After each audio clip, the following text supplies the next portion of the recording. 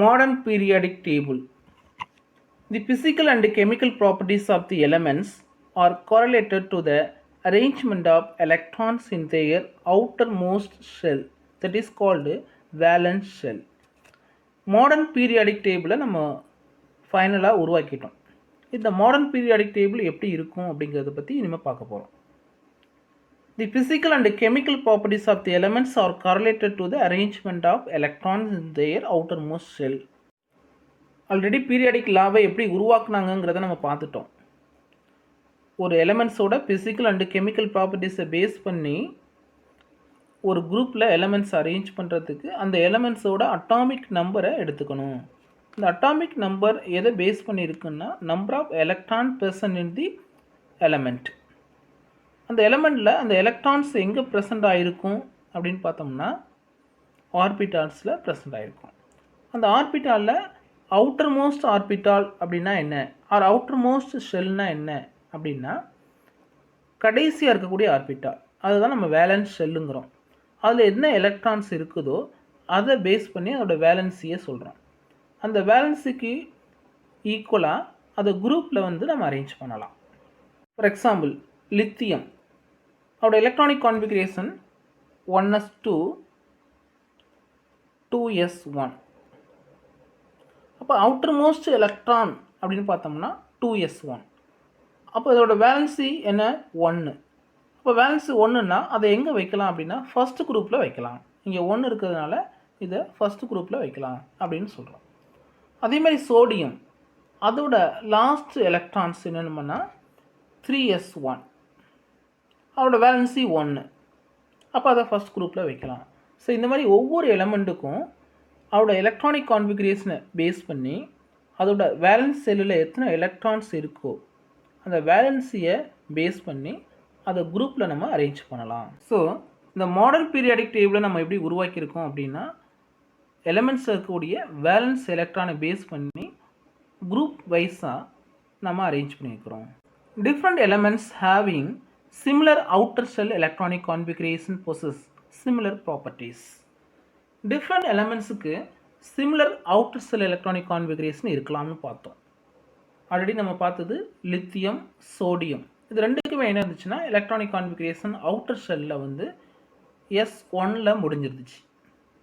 இதே போல் potassium, rubidium, caesium, francium இது எல்லாத்துக்குமே எலக்ட்ரானிக் கான்ஃபிகரேஷன் S1ல் தான் முடியும். அதாவது அவுட்டர் எலக்ட்ரானிக் கான்ஃபிகரேஷன் S1ல் தான் முடியும். எதுக்கெல்லாம் lithium, sodium, potassium, rubidium, caesium, francium இந்த மாதிரி ஒரு 6 எலமெண்ட்டுக்கு அதோட எலக்ட்ரானிக் கான்ஃபிகரேஷன் S1ல் முடியுது. அப்போது எலக்ட்ரானிக் கான்ஃபிகரேஷன் S1ல் முடிகிறதுனால இந்த எலமெண்ட்ஸ் எல்லாத்துக்கும் என்ன இருக்கும்னா சிமிலர் ப்ராப்பர்ட்டிஸ் இருக்கும். But they are different elements. இது எல்லாமே different elements but similar properties இருக்குது. அதுக்கு என்ன காரணம்னா சிமிலர் அவுட்டர் எலக்ட்ரானிக் கான்ஃபிகரேஷன் இருக்கிறது தான் காரணம். அப்போ different elements having similar outer shell electronic configuration possess similar properties. For example, elements having one electron in their valence shell s orbital possess similar physical and chemical properties. எந்த எலமெண்ட்ஸுக்கு valence செல்லில், அதாவது valence செல்லில் S ஆர்பிட்டாலில் ஒரு electron இருக்குதோ அந்த elements எல்லாமே similar physical and chemical ப்ராப்பர்ட்டிஸை வச்சுருக்கிறதா நம்ம பார்த்தோம். லித்தியம், சோடியம், பொட்டாசியம் இது எல்லாமே அதோட எஸ் ஆர்பிட்டாலில் ஒரு எலக்ட்ரானை வச்சுருக்கு. அதனால அதில் இருக்கக்கூடிய எல்லா எலமெண்ட்ஸுமே லித்தியம், சோடியம், பொட்டாசியம், ருபீடியம் இது எல்லாமே சிமிலர் கெமிக்கல் ப்ராப்பர்ட்டிஸுக்கும் ஃபிசிக்கல் ப்ராப்பர்ட்டிஸ் இருக்குது. இந்த எலமெண்ட்ஸ் எல்லாம் நம்ம ஃபர்ஸ்ட் குரூப்பில் அரேஞ்ச் பண்ணியிருக்கோம். This elements are called alkali metals. These elements are grouped together in the modern periodic table as first group elements. These elements, what are these elements? Lithium, sodium, potassium, rubidium, cesium.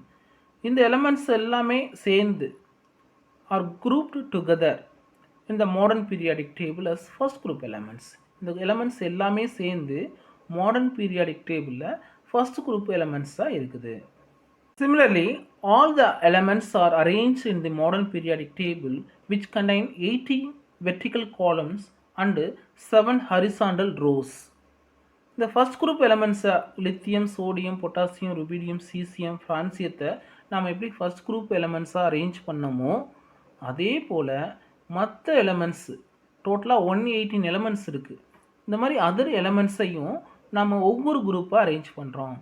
Lithium, sodium, பொட்டாசியத்தை first group எலமெண்ட்ஸ்னு சொன்னது மாதிரி remaining எலமெண்ட்ஸை ஒவ்வொரு குரூப்பாக பிரிச்சுட்டு second group elements, third group elements, fourth group elements அப்படின்னு group வைஸாக நம்ம சொல்ல போகிறோம். டோட்டலாக எத்தனை குரூப் சொல்ல போகிறோம்? 18 குரூப்ஸ் சொல்ல போகிறோம். இந்த 18 குரூப்ஸும் எப்படி இருக்கும்னா வெர்டிக்கல் காலமாக இருக்கும்.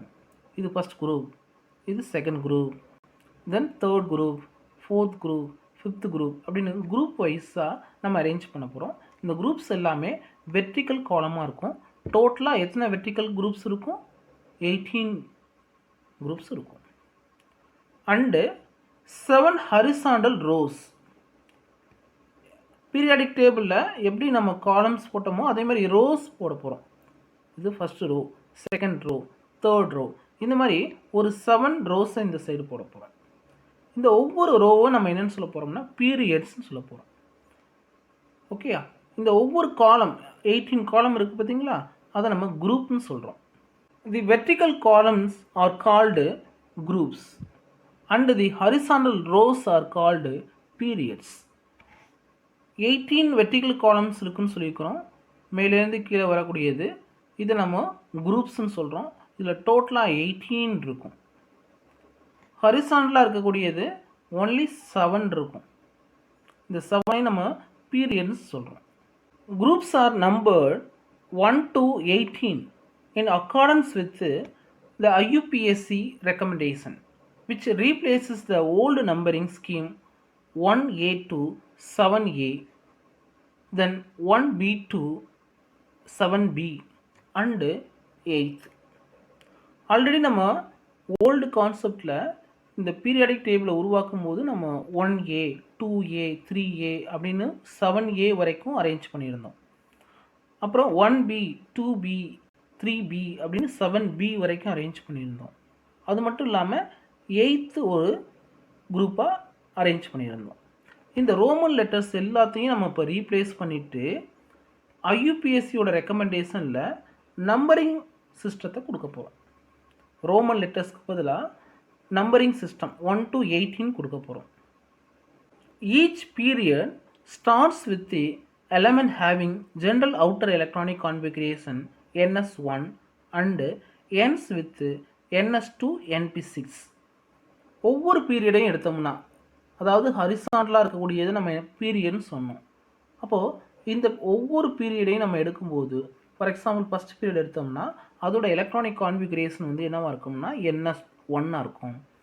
அடுத்த எலமெண்ட்ஸில் அதோட எலக்ட்ரானிக் கான்ஃபிகரேஷன் கடைசியாக முடியக்கூடியது அவுட்டர் எலக்ட்ரானிக் கான்ஃபிகரேஷன் வந்து NS2 இருக்கும்.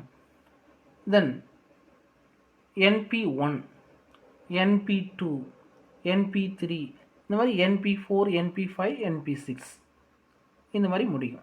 ஃபஸ்ட்டு ஸ்டார்டிங்கில் NS1ல் ஆரம்பிக்கும், கடைசியாக முடியக்கூடியது NP6ல் முடியும். அடுத்த பீரியடில் இங்கே NS1ல் ஸ்டார்ட் ஆகும், இங்கே NP6ல் முடியும். திரும்ப இங்கே NS1ல் ஸ்டார்ட் ஆகும், இங்கே NP6ல் முடியும். இந்த மாதிரி ஒவ்வொரு பீரியட்லையும் NS1ல் எலக்ட்ரானிக் கான்ஃபிகரேஷன் ஸ்டார்ட் ஆகி NP6ல் electronic configuration முடியும். Here n corresponds to the period number that is called principal quantum number. NS1ன்னு சொல்கிறோம், NS2, NP6ன்னு சொல்கிறோம். இங்கே nங்கிறது என்ன? What is n அப்படின்னு பார்த்தோம்னா principal quantum number or it is called period number. டோட்டலாக எத்தனை பீரியட் இருக்குது? First period, second period, third period அப்படின்னு 7 பீரியட்ஸ் இருக்குது. டோட்டலாக 7 பீரியட்ஸ் இருக்குது. இந்த பீரியட் நம்பரை தான் என்னன்னு எழுதுகிறோம். Or it is called principal quantum number. The aufbau principle and the electronic configuration of atoms provide a theoretical foundation for the modern periodic table. இந்த மாதிரி ஒரு மாடர்ன் பீரியாடிக் டேபிளை உருவாக்குறதுக்கு நமக்கு எப்படி ஒரு பேஸ் கிடச்சிது, ஒரு ஃபவுண்டேஷன் எப்படி கிடச்சதுன்னா ஆஃபா பிரின்சிபல் அண்டு எலக்ட்ரானிக் கான்ஃபிகரேஷன். ஒரு எலமெண்ட்ஸோட எலக்ட்ரானிக் கான்ஃபிகரேஷன் அப்படிங்கிறதுனா என்ன அப்படின்னா 1s2, 2s2, 2p6 இந்த மாதிரி ஒரு ஆர்டர் வைஸாக எலக்ட்ரான்ஸ் வந்து ஆர்பிட்டால் எப்படி அரேஞ்ச் ஆகிருக்கு அப்படிங்கிறத எழுதுறது தான் எலக்ட்ரானிக் கான்ஃபிகரேஷன். இந்த எலக்ட்ரானிக் கான்ஃபிகரேஷன் எதை பேஸ் பண்ணி எழுதுகிறோம் அப்படின்னா ஆபா பிரின்சிபலை பேஸ் பண்ணி எழுதுகிறோம். அப்போ aufbau principle and electronic configuration தான் இந்த மாடர்ன் பீரியாடிக் டேபிளை உருவாக்குறதுக்கு ஒரு ஃபவுண்டேஷனாக இருக்குது. Periodic table of the elements, இதுதான் நம்ம பீரியாடிக் டேபிள்னு சொல்கிறோம். What is periodic table? இந்த பீரியாடிக் டேபிள்னால நமக்கு என்ன யூஸ் அப்படின்னு பார்த்தோம்னா, இப்போ நம்ம ஒரு மெட்டீரியல் பர்ச்சேஸ் பண்ணுறதுக்காக ஒரு பெரிய மாலுக்கு போகிறோம்னு வச்சுங்க. அங்கே டிஃப்ரெண்ட் ஃப்ளோர்ஸ் இருக்கும். நம்ம கார்மெண்ட்ஸ் வாங்கணுமா, இல்லை ஃபுட் ஐட்டம்ஸ் வாங்கணுமா, ஃபேன்சி ஐட்டம்ஸ் வாங்கணுமா, அதெல்லாம் ஒரே இடத்துல வாங்குறது நமக்கு கஷ்டமாக இருக்கும். அதுக்காக அந்த ஃப்ளோரில் ஒவ்வொன்றையும் தனித்தனியாக அரேஞ்ச் பண்ணி வச்சுருப்பாங்க. உள்ளுக்குள்ளே போகும்போதே அங்கே இருக்கக்கூடிய சேல்ஸ்மேன் வந்து உங்களுக்கு என்ன சார் வேணும் அப்படின்னு கேட்டு, நமக்கு கார்மெண்ட்ஸ் வேணும்னா செகண்ட் ஃப்ளோர் போங்க, ஃபேன்சி ஐட்டம்ஸ் வேணும்னா தேர்ட் ஃப்ளோர் போங்க அப்படின்னு நம்மளை செப்பரேட் பண்ணி அனுப்புவார். இது ஏன் அப்படின்னா நம்ம ஈஸியாக பர்ச்சேஸ் பண்ணி வாங்கிட்டு வர்றதுக்காக.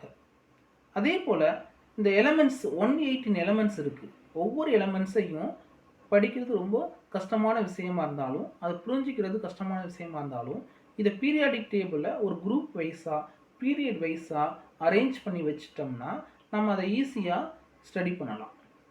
அதுக்காக இந்த ஒரு பீரியாடிக் டேபிளை உருவாக்கியிருக்காங்க. ஏன்னா இங்கே இருக்கக்கூடிய எல்லா எலமெண்ட்ஸோட கேரக்டரிஸையும் நம்ம ஸ்டடி பண்ணுறது கஷ்டமாக இருக்கும். ஆனால் அதை குரூப் வைஸ் பண்ணிட்டாங்கன்னா இந்த குரூப்பில் இருக்கக்கூடிய எலமெண்ட்ஸ்க்கெல்லாம் சிமிலர் கேரக்டர்ஸ் இருக்கும், இந்த குரூப்பில் இருக்கக்கூடிய எலமெண்ட்ஸ்க்கு எல்லாமே சிமிலர் கேரக்டர் இருக்கும் அப்படிங்கிறத நம்ம ஈஸியாக புரிஞ்சிக்க முடியும். எலிமெண்ட்ஸோட ப்ராப்பர்ட்டிஸை ஈஸியாக ஸ்டடி பண்ணுறதுக்காக உருவாக்கப்பட்டது தான் இந்த மாடர்ன் பீரியாடிக் டேபிள். இந்த எலமெண்ட்ஸில் என்ன இருக்குது அப்படின்னா குரூப் இருக்குது அண்டு பீரியட்ஸ் இருக்குது. குரூப்புங்கிறத நம்ம எதை சொல்லுவோம்? வெர்டிக்கல் காலம். இதை தான் நம்ம வெர்டிக்கல் காலம்னு சொல்கிறோம். இந்த வெர்டிக்கல் காலம் ஒன்றையும் நம்ம குரூப்னு சொல்கிறோம். இந்த ஹரிசாண்டல் காலமை ஒன்றையும் நம்ம பீரியட்னு சொல்கிறோம். அப்போ டோட்டலாக எத்தனை குரூப்ஸ் இருக்குது?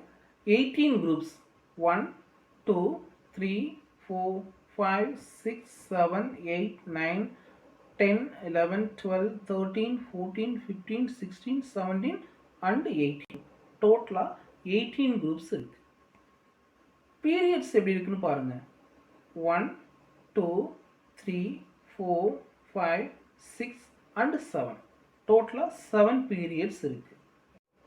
இந்த ஒவ்வொரு குரூப்புக்கும் நம்ம 1லேருந்து 18 வரைக்கும் நம்பர் கொடுத்தோம். பட் ஓல்டு கான்செப்டில் அதை ரோமனில் நோட் பண்ணியிருந்தாங்க. அந்த ரோமனில் இருந்த லெட்டர்ஸையும் அப்படியே இந்த பீரியாடிக் டேபிளில் வச்சுருக்காங்க. ரோமனும் சொல்லலாம், ஆர் நம்பர்ஸ்லையும் சொல்லலாம். பட் ரோமனை ரீப்ளேஸ் பண்ணி தான் நம்பரில் கொடுத்துருக்கோம்.